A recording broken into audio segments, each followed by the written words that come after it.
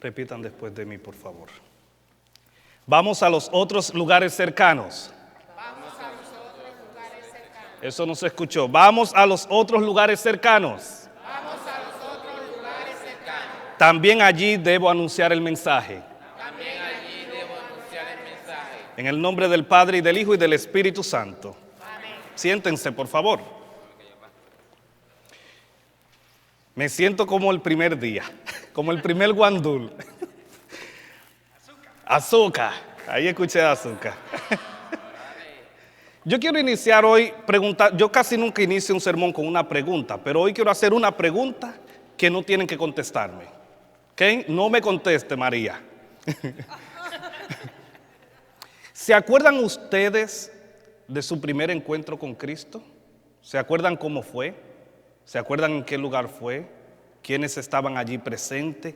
¿Qué sucedió? ¿Cómo fue? Le hago esta pregunta a ustedes porque cuando yo veo al apóstol Pablo y la manera en cómo él perseguía a la iglesia y posteriormente era quien anunciaba el mensaje, mi mente llega hasta el punto de qué habrá sucedido interiormente, espiritualmente en Pablo, para que Pablo pasara de ser perseguidor de la iglesia a ser un anunciador, a ser un mensajero del evangelio. ¿Y por qué esto viene a mi mente? Porque yo entiendo que nosotros, cuando tenemos ese encuentro con Cristo, debemos tener algo que nos haya impactado de manera tal que esa sea la razón principal por la que nosotros estamos aquí hoy.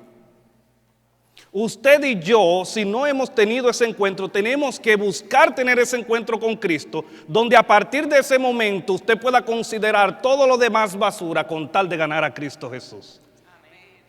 Y cuando nosotros escuchamos las palabras de Pablo hablando de su conversión, nosotros podemos entender que hubo algo que lo impactó. Y es lo que debe de suceder en la vida del ser humano. Tiene que haber algo que nos impacte de manera tal que nosotros tengamos la decisión firme de seguir hacia adelante. Y es interesante porque Pablo dice que su único propósito en la vida era ganar personas para Cristo. Lo que sucedió en la vida de Pablo con Jesús lo llevó al punto de que lo único que él quería era que otras personas experimentaran el mismo cambio, que otras personas experimentaran el mismo encuentro, que otras personas conocieran a Cristo como lo conoció él. Y es interesante porque a partir de eso Pablo dejó todo, abandonó absolutamente todo, y cuando nosotros leemos los evangelios nos damos cuenta que todos y cada uno de los discípulos tuvo que abandonar su zona de confort para ir a predicar el mensaje a las calles. Antes de la muerte de Jesús, Jesús envió a los discípulos, los envió de dos en dos a las comunidades cercanas y le dio poder no solamente para sanar y curar, sino para expulsar demonios. Entonces nosotros los seres humanos, nosotros los cristianos, tenemos que tener un punto en nuestra vida donde nosotros somos tocados por el Espíritu Santo. Y dice Pablo que cuando estaba con los judíos se hacía como un judío. Y cuando estaba con los de las leyes, los que seguían las leyes, se portaba como uno que seguía las leyes. Y cuando estaba con las personas débiles, se portaba como las personas débiles, porque el único interés en Pablo era anunciar el evangelio y ganar personas para Cristo. Y esa debe ser nuestra misión hoy. Y eso es lo que nosotros tenemos que hacer hoy. Pero lo que nosotros hacemos después que recibimos a Cristo Jesús va a depender de qué tan impactante haya sido nuestro encuentro con Dios. Debe de haber algo que nos cambie, debe haber algo que nos trastorne, debe haber algo que nos haga convertirnos, y no en un momento, sino en un proceso que comience el día en que decidimos seguir a Cristo Jesús y que se acabe el día que nos vamos con Él. Debe de haber un cambio en nuestras vidas, porque cuando Cristo toca, Cristo transforma, porque cuando Cristo toca, Cristo sana, porque cuando Cristo toca, Cristo liberta. Entonces es necesario que en nosotros haya un cambio de dirección. No podemos seguir siendo igual cuando recibimos a Cristo Jesús. Tenemos que hacer nuestro mayor esfuerzo por cambiar y que otros también puedan ver el cambio. Y Pablo mismo salió de su zona de confort para anunciar y predicar el evangelio. Pero ahora nosotros nos quejamos si hace mucho frío. Nos quejamos si neva. Nos quejamos que no hay aire acondicionado en verano en la iglesia. Y nos quejamos si el día está muy nublado, si está muy lluvioso, si está muy soleado. El cristiano de ahora busca cualquier excusa con tal de no anunciar el evangelio. El cristiano es ñoño, dice la reverenda María. El cristiano es ñoño, el cristiano de la actualidad es un cristiano que no quiere abandonar su zona de confort. Ay, ¿por qué no crecemos? No es culpa de los pastores que no crezcamos. Es culpa de nuestra poca diligencia. Pero nuestra diligencia va a depender del cambio que nosotros hemos tenido. Porque cuando usted prueba un postre bueno, cuando usted va a un restaurante y prueba un tres leches bueno que le gusta, o un tembleque y usted dice está bueno, usted de una vez dice, pero esto sí está rico. Y el otro escucha lo que usted está diciendo. Entonces, cuando nosotros tenemos una experiencia buena con Cristo, cuando nosotros tenemos ese encuentro con Cristo, ¿por qué no decirle a la gente cómo me siento después que conocí a Jesús de Nazaret? Y a veces pensamos que evangelizar es ir a tocar puerta a puerta. Hay muchas formas de evangelizar sin tener que ir a tocar una puerta. ¿Usted lo sabía? Hay muchas formas. Usted tiene un dispositivo llamado celular, un artefacto ahí que la gente lo primero que hace antes de orar es mirar la hora y después se pone a ver los mensajes en la mañana. Sí, hay un dispositivo, se llama celular, donde usted puede compartir las cosas. A veces evangelizar no es ni siquiera llamar a una persona, llevarla a la iglesia. A veces invitarla a una actividad surte mejores efectos que traerlo a adorar. ¿Sabes por qué? Porque cuando ven cómo nos comportamos, cuando ven cómo nos amamos, dice, yo quiero seguir viniendo aquí a ver qué es lo que se está cocinando. Pero todo va a depender de ese encuentro que hayamos tenido con Cristo Jesús. Pablo tenía un solo propósito, ganar almas para Cristo. No le importaba nada más. No le importaba nada más.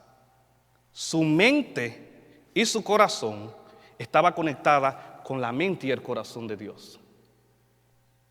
El propósito de Dios es que la gente se vuelva a Él. Y si no, cuando vemos el Evangelio, dice las Sagradas Escrituras que Jesús se fue a un lugar apartado a orar. Y vienen unos de sus discípulos y se acercan a Él y le dicen, maestro, ¿pero qué tú estás haciendo aquí?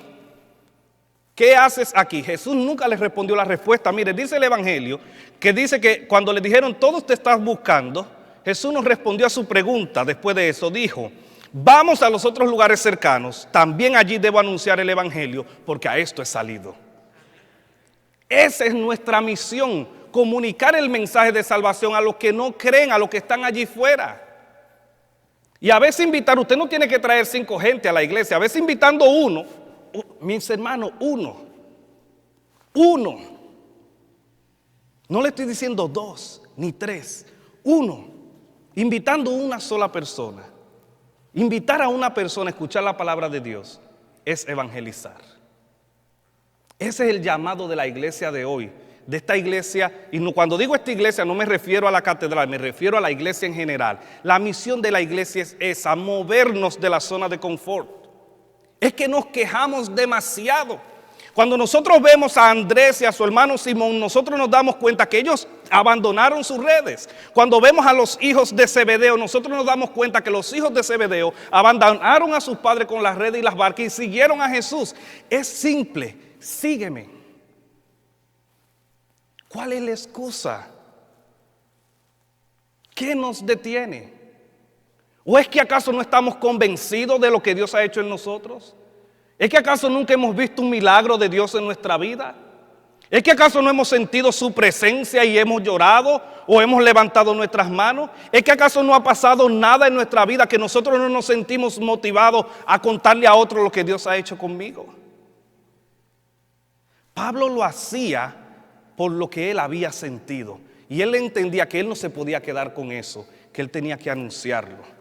Él sabía que tenía que decirlo a las demás personas porque para eso vino. Y sabe algo importante que dice Pablo y que a mí me causa mucha no intriga, pero alegría. Pablo dice, y todo esto lo hago para ganar alma para Cristo sin nada a cambio. Predicar el evangelio sin nada a cambio. Y los viajes que Pablo hizo a los lugares cercanos, los hizo sin recibir nada a cambio. Y predicó el evangelio sin recibir nada a cambio. Y le dijo a la gente cómo Dios había obrado en su vida sin recibir nada a cambio. Y le decía a las personas, aun cuando no lo aceptaran, que Cristo venía sin nada a cambio. Todo Pablo lo hizo porque él había entendido que lo que había pasado con Jesús de Nazaret, que el encuentro que había tenido con Jesús de Nazaret, era para que él fuera una multiplicación de la bendición y de lo que había recibido de parte de Dios. Así que yo les invito ahora, yo les reto ahora a ustedes, a moverse de su zona de confort. Caiga nieve, llueva, esté soleado, haya calor, muévase. Hay que moverse porque para eso nosotros hemos venido. Y la razón por la que usted está aquí no es por coincidencia. No es coincidencia que usted esté aquí hoy. Usted está aquí hoy porque así a Dios le plació y porque Dios entendía que usted tenía que recibir palabra de vida hoy. Usted podía quedarse en su casa. Podía quedarse viendo el televisor o en su celular o cocinando. Y está aquí ¿por qué? Porque Dios quiere que usted entienda que debemos movernos de nuestra zona de confort. Ese es mi reto y esa es mi exhortación. Hay que moverse, iglesia de Dios. La iglesia no está muriendo. La iglesia, si no pudo morir en 2000 años, no lo va a matar una pandemia, no la va a matar nada. Porque la iglesia tiene un solo fundamento y tiene un solo fundador, que se llama Jesús de Nazaret. Amén. Que el Señor les bendiga y que el Señor les guarde.